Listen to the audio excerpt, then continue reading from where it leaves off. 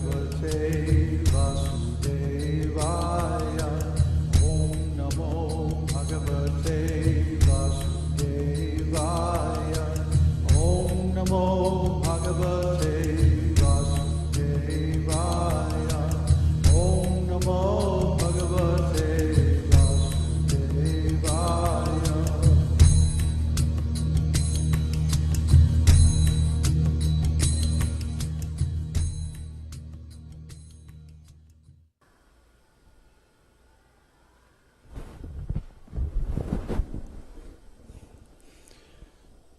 Hello, I'm David Hughes, and this is the Esoteric Teaching Introductory Seminar, continued. So far, we've gone over the origins of yoga, tantra, and meditation, and how they are all originally found in the Vedic literatures of India.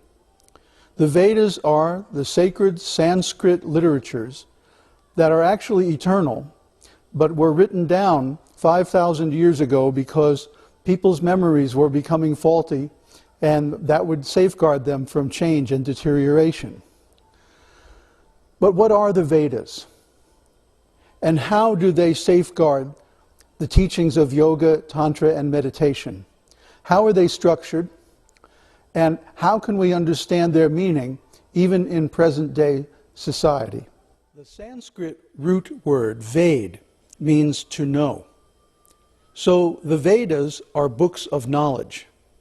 Actually, any knowledge which leads towards spiritual development and ultimate freedom is accepted as Veda, or knowledge. But specifically, the Vedas are the 4 ancient works used in Vedic sacrifices, which were the method of self-realization in the Treta Yuga, a previous historical age.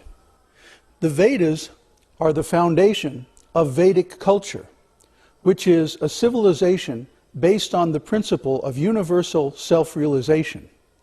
In other words, the Vedas do not teach material or economic development, they don't teach political power, and they don't teach scientific materialism. There are 4 original Vedas. The Yajas, Rik, Atharva, and Sama Vedas are liturgical works used in Vedic sacrifices. The 4 priests would sit around the sacrificial fire and chant these 4 books of sacred lore while sacrifices were being offered into the fire, which is conceived of as the mouth of God. It is also considered a gateway into higher dimensions, where spiritual existence is eternal, and where we are not subject to the principles of material suffering such as birth, death, old age, and disease, where there's full knowledge and perfect engagement of the soul in the service of God. So these 4 Vedas, when they are chanted as liturgical works, they give rise to philosophical questions. In other words, the 4 Vedas themselves do not answer the questions of philosophy, such as who are we, why are we here, what is God, where are we going after death. The 4 Vedas are strictly for ceremonial practices only. So even though they mention so many things about the spiritual world, they don't explain them. If you read or hear the Vedas, any intelligent person will be left with more questions than answers.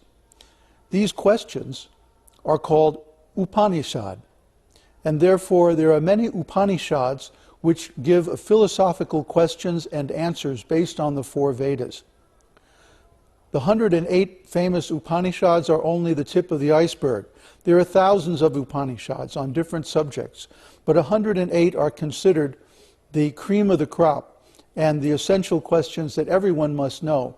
For example, why is the soul dear? Why do we worship God? Why is God so all-famous? And why do we offer sacrifice, and so on and so forth? All these questions are answered perfectly in the 108 Upanishads.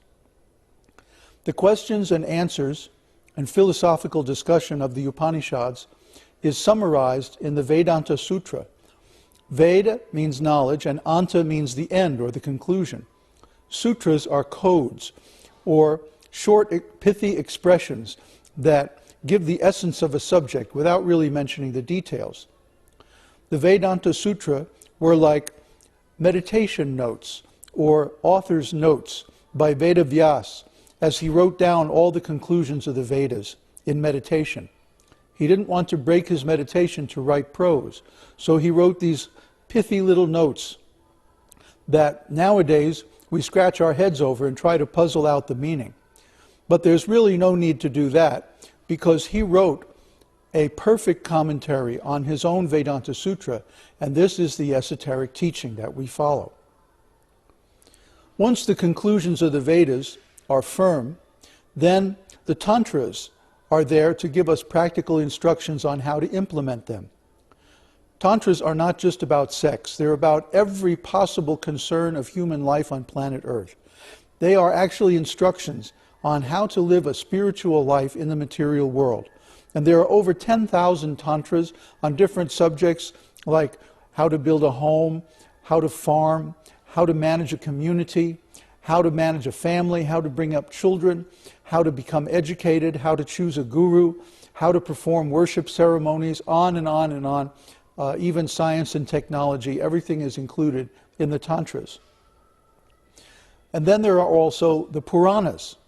Purana means history. Puran means ancient.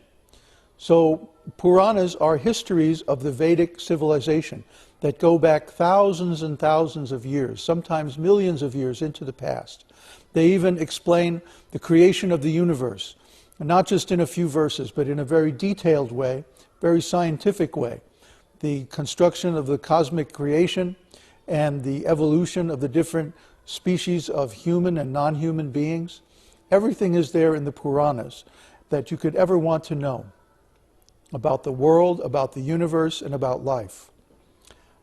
Also given in the Puranas, which is very significant, are the histories of self-realized beings and how they attained their state of spiritual emancipation. These are very instructive for anyone who aspires towards spiritual advancement. Now, all these esoteric literatures require commentaries because, for one thing, they're very ancient. In fact, they're eternal. And the Vedas contain instructions for all four historical ages: Satya Yuga, Dwapara Yuga, Treta Yuga, and Kali Yuga, which is our present age. However, only the instructions that are meant for Kali Yuga will do us any good. Therefore, we have to have commentaries for, among other things, to discriminate which of the instructions in the Vedas are appropriate for us at the present time, and which are meant for people of other times or even other planets. So the commentaries are called exegesis, or exegetical writings, and there are four authorized Vedic lineages of these writings coming down from a very ancient time. Now, many schools nowadays follow different lineages which are not authorized by the original author of the Vedas, that is Vedavyas, Vyasadeva. So we have to be careful which commentaries we accept, because they can very easily lead us astray and into confusion. Vaishnavas, or those who follow the esoteric teaching, only accept commentaries written by authorized followers of the original author of the Vedas himself. That simplifies things a great deal, as we'll see in the future. And finally, there are other books called Vedāṅgas, or limbs of the Vedas, such as the Itihasas, the Brahmanas, and the Samhitas. And these are mainly prayers, worship, and law books meant to guide people in their everyday spiritual practices and engagements in life. Now, there's another division of the Vedas, which is very interesting, based on the three modes of material nature. The Vedas recognize that there are different kinds of people in this world. And although spiritual life is for everyone, still there are different methods appropriate to different types of people. Therefore, the Vedas broadly divide people into three types: those who are based on the mode of goodness, those who conduct the mode of passion, and those who are influenced by the mode of ignorance. And there are three principal demigods: Lord Vishnu, Lord Brahma, and Lord Shiva, respectively, govern those under the mode of goodness, passion, and ignorance. Now, who are the people who are under these different modes, and how can we recognize them? Well, that's an elaborate topic that we'll cover in the Initiates course. But for now, we can understand that Vaishnavas, yogis, brahmanas, and Vedic scholars are people in the mode of goodness. They're generally non-violent, vegetarians, deeply thoughtful and contemplative people, people who practice meditation and yoga, not superficially but deeply, with the aim of self-realization or emancipation from material suffering. These are people in the mode of goodness. The people in the mode of passion are generally materialists, religionists, fruitive workers, scientists,